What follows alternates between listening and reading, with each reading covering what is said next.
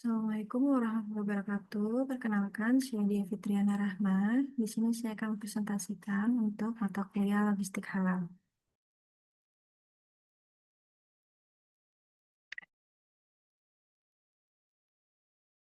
Untuk judul yang saya ambil yaitu tiga alternatif strategi yang dapat dilakukan perusahaan logistik skala menengah untuk membangun GRSC. Menurut Mirza Sumargandi dan Willoughby, 2023 Grand Resilient Supply Chain didefinisikan sebagai sistem supply chain yang dirancang untuk mengurangi dampak gangguan melalui strategi ketahanan yang terintegrasi dengan praktik ramah lingkungan seperti pengurangan emisi karbon dan efisiensi energi. Untuk identifikasi masalahnya itu dibagi menjadi tiga. Yang pertama, satu, ramah lingkungan atau green. Yang kedua, tangguh terhadap gangguan atau resilient. Yang ketiga, efisiensi dan kompetitif secara ekonomi. Untuk faktor analisis internalnya, yang pertama kapasitas teknologi yang sangat terbatas, yang kedua keterbatasan modal untuk investasi keberlanjutan, yang ketiga budaya organisasi yang belum mendukung keberlanjutan, dan yang keempat kualitas sumber daya manusia dan kebutuhan pelatihan berkelanjutan.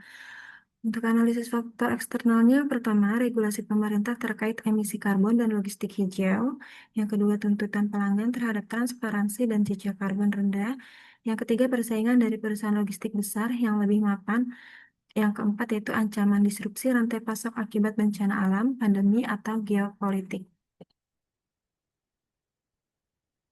Untuk alternatif strategi GRSC untuk perusahaan logistik skala menengah, yang pertama digitalisasi dan adopsi teknologi hijau yang mengimplementasikan teknologi digital seperti Internet of Things atau biasa disingkat sebagai IoT, arti- Artificial Intelligence atau disingkat sebagai AI, dan sistem pelacakan real time untuk meningkatkan efisiensi operasional dan mengurangi jejak karbon.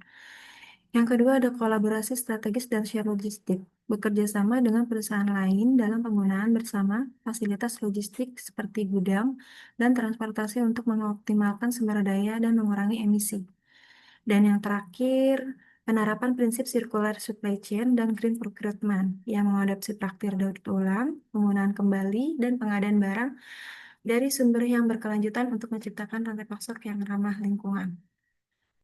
Dari ketiga strategi di atas, kolaborasi strategis dan share logistik direkomendasikan sebagai langkah awal yang paling fleksibel untuk perusahaan logistik skala menengah. Strategi ini memungkinkan perusahaan untuk meningkatkan efisiensi dan ketahanan rantai pasok tanpa memerlukan investasi besar dalam teknologi atau perubahan operasional yang sangat drastis. Setelah strategi ini berjalan dengan baik, perusahaan dapat secara bertahap mengadopsi teknologi digital dan prinsip circular supply chain untuk lebih meningkatkan keberlanjutan dan ketahanan operasional mereka. Evaluasi alternatif strategi itu ada digitalisasi dan adopsi teknologi ramah lingkungan. Yang kedua, kolaborasi strategis dan share logistik. Dan yang ketiga, circular supply chain and green procurement. Di sini ada kelebihan dan kekurangannya. Untuk digitalisasi dan adopsi teknologi ramah lingkungan, kelebihan itu efisiensi operasional yang meningkat, transparansi dan visibilitas yang tinggi. Yang ketiga, pengambilan keputusan data driven.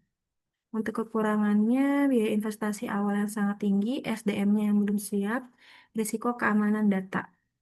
Untuk kelebihan dari kolaborasi strategis dan share logistik, yang pertama efisiensi biayanya, yang kedua meningkatkan ketahanan pasok, yang ketiga cocok untuk skala menengah.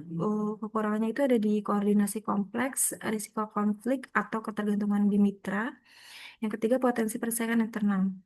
Untuk circular supply chain dan green procurement, kelebihannya itu ada di ramah lingkungan dan reputasi positif. Yang kedua, pengurangan limbah. Yang ketiga, tingkatkan loyalitas konsumen. Kekurangan circular supply chain and green procurement yaitu butuh transformasi operasional, pasokan bahan dan vendor yang sangat terbatas, biaya awal yang pengadaannya mungkin lebih tinggi. Untuk solusi rekomendasi terbaiknya, yang pertama itu kolaborasi strategis and reseller logistiknya. Yang pertama, efisiensi yang biayanya tinggi tapi investasinya rendah. Yang kedua, meningkatkan resiliensi secara cepat. Yang ketiga, kedampak lingkungannya yang lebih rendah. Dan yang terakhir, membangun ekosistem logistik yang berkelanjutan. Dari kesimpulannya itu, kita penerapan Green and Resilient Supply Chain atau GRSC bukan hanya sekedar tuntutan regulasi atau tren sesaat, melainkan merupakan kebutuhan strategis bagi kelangsungan dan daya saing perusahaan logistik di masa depan. Perusahaan logistik skala menengah menghadapi tantangan internal seperti keterbatasan teknologi, modal, dan sumber daya manusianya, serta tantangan eksternalnya itu berupa tekanan regulasi, disrupsi global, dan tuntutan konsumen yang berkelanjutan. Melalui analisis faktor internal dan eksternal serta evaluasi tiga strategi alternatif, dapat disimpulkan bahwa kolaborasi strategis dan share logistik adalah solusi terbaik yang paling sesuai dengan kapasitas perusahaan. Skala menengah karena mampu meningkatkan efisiensi ketahanan operasional dan berkeberkelanjutan secara kebersamaan tanpa memerlukan investasi besar.